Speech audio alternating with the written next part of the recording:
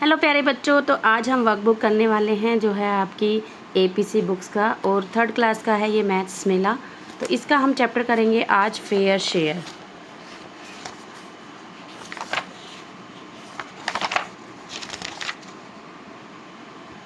तो ये हमारा 8th चैप्टर है फेयर शेयर। हाफ, अब हम इसमें क्या सीखने वाले हैं? Half, double, quarter and whole. ठीक है, हाफ क्या होता है? आधा। डबल उसका दुगना। क्वार्टर होता है जब हम एक चीज़ के 4 बराबर के हिस्से करते हैं। एंड होल होता है पूरा।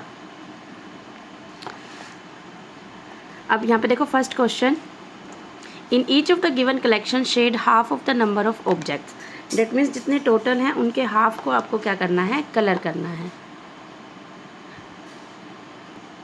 तो यहाँ पे पहले काउंट करना है 1 2 3 4 5 6 7 8 9 10। तो 10 है, 10 का हाफ कितना होता है? 5।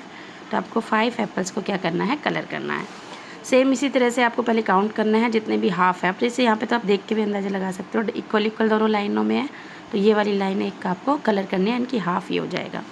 तो ये क्वेश्चन आपको इस तरह से करना है कि इनके हाफ को आपको क्या करना है? शेड करना है या कलर करना है।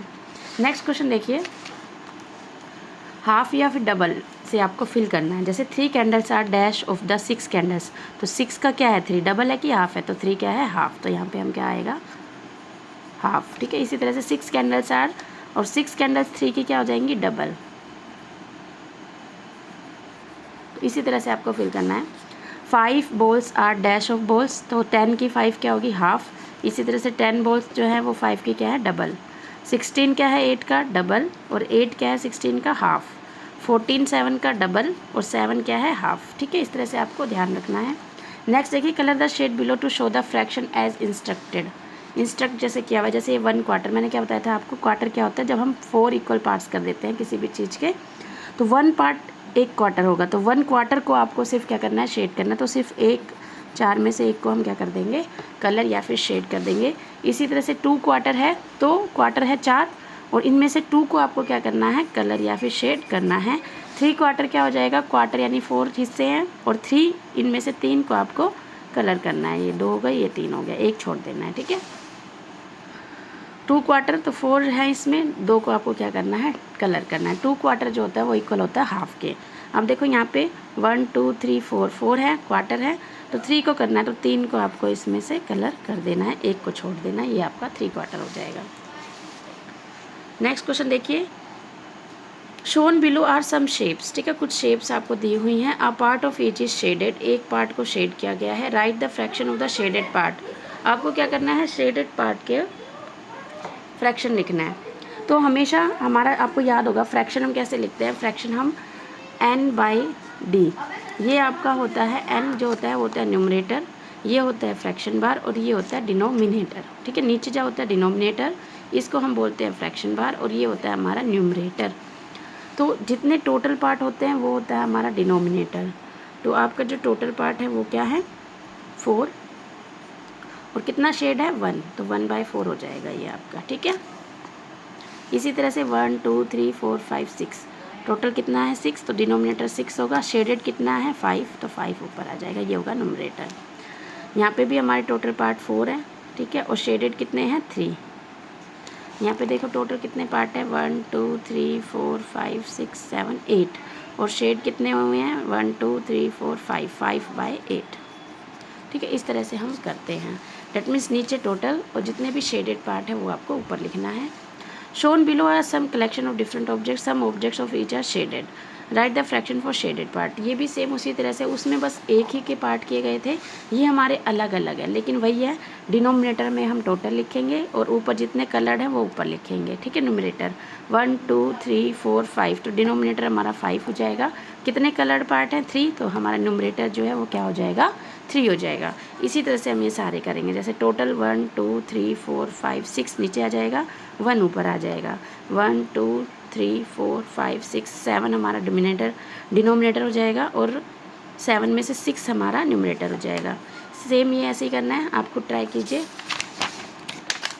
नेक्स्ट क्वेश्चन में देखिए, given below is a table 3 columns. Column A gives fraction in word. ठीक है, वर्ड में दिया हुआ है, जैसे whole, half. Column B give fraction in number, ये नंबर में दिया हुआ है।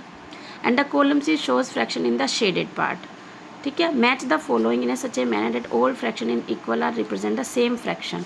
तो आपको इस तरह से इसको मैच करना है कि आपका ये जो है सेम फ्रैक्शन जो है तीनों में आ जाए। जैसे होल, होल क्या होता है, पूरा एक, तो यहाँ पे देखो पूरा कौन सा है, 4 में से 4 यही होगा होल, और 4 में से 4 ही शेडेड कहाँ पे है, यहाँ पे, तो ये हमारा ऐसे हो जाएगा, इससे मैच हो जाएगा। ठीक है।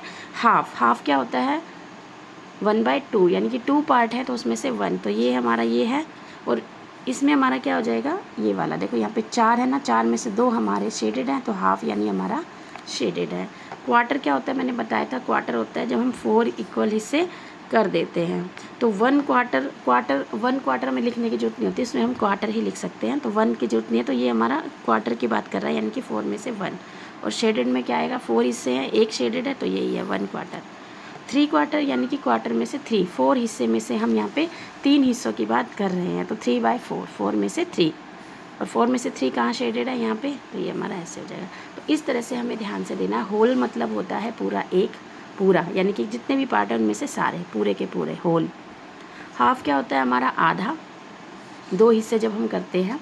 क्वार्टर जब हम 4 हिस्से करते हैं इक्वल, और 3 क्वार्टर यानी कि 4 हिस्सों में से 3। ठीक है। नेक्स्ट क्वेश्चन देखिए, the tick the figure which shows 1/4, इनमें से 1/4, तो सबसे पहले 4 है नीचे, तो 4 हिस्से होने चाहिए टोटल, इसमें 3 हैं, इसमें भी 3 हैं, इसमें 4 है, तो यहाँ पे ये हमारा करेक्ट आंसर होगा।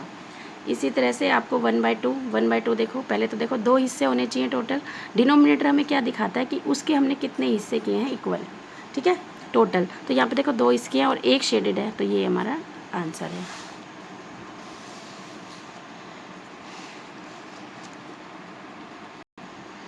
नाउ अब एक क्वेश्चन दिया हुआ है आपका क्रिटिकल थिंकिंग पे। A farmer has a square shape plot of land, ठीक है, उसके पास एक स्क्वायर शेप की लैंड है। He gave 1/4 part of it to his wife shown in the figure below, उसमें से उसने 1/4 जो है अपने किसको दे दिया है, वाइफ को। ये पूरा उसके पास स्क्वायर लैंड है, और 1/4 उसने अपनी किसको दे दिया, वाइफ को। He asked his 6 sons to share the remaining portion of the land equally among them in such a manner that they all get the same shape of the land which is equal to the area as well. Please help the son divide the land, mark the division on the diagram. तो आपको अब इस हिस्से के equally कितने हिस्से करने हैं, 6 करने हैं, और किस तरह से करने हैं कि शेप उनकी एक जैसी होनी चाहिए, मतलब टेढ़ा मेढ़ा नहीं, बिल्कुल सेम शेप उन सबके पास आनी चाहिए। तो 6 हिस्से आप कैसे कर सकते हो, देखो सबसे पहले तो आप इसको हाफ में डिवाइड कर दो, ठीक है, ये हाफ हो गया। अब आपको क्या करना पड़ेगा, 6 के लिए क्या करना पड़ेगा, आपको कितना चाहिए, देखो यहाँ पे अगर आप कर दोगे, इसके पहले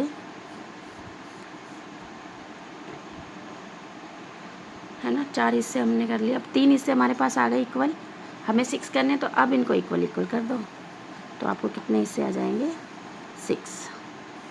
ईजी था ये, है ना। हमारे पास पता है हमें, हमारे पास हमने, अगर हमारे पास एक स्क्वायर का जो है लैंड है, उसके अगर हम 1/4 दे दिया, यानी कि 4 हिस्से हम इक्वल कर लें। अब हमें जो 3/4 बचा हुआ है उसके 6 हिस्से करने हैं, तो पहले आप 3 हिस्से कर लो इक्वल, और फिर उनको आप डबल कर दो, हो जाएगा इक्वली। इस तरह से हमें सोच के, क्रिटिकली थिंकिंग का मतलब क्या होता है, जहाँ पे हमें सोचने की ज़रूरत पड़े और हम सोच के उस क्वेश्चन को सोल्व करें। तो ये आपकी छोटी सी एक वर्कशीट थी।